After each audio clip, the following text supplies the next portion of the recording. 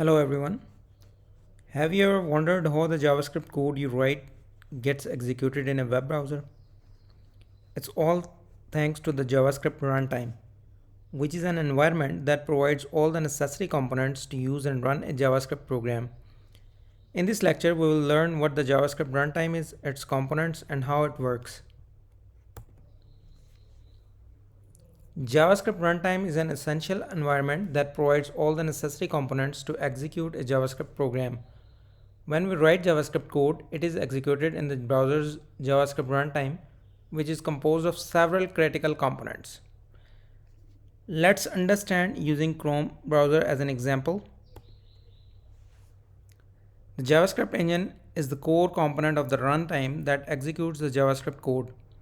Chrome's V8 engine is one such engine that comprises a call stack and a heap. The call stack executes the JavaScript code, while the heap stores all the variables that a JavaScript application needs. Browser APIs are the second crucial component of the JavaScript environment. These APIs refer to the DOM, document object model, storage, timers like set timeout, set interval, which provide extra functionality to the JavaScript engine.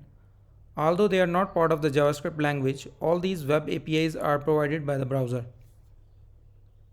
The third component of the JavaScript runtime is queues, which is where asynchronous tasks way before they can be executed.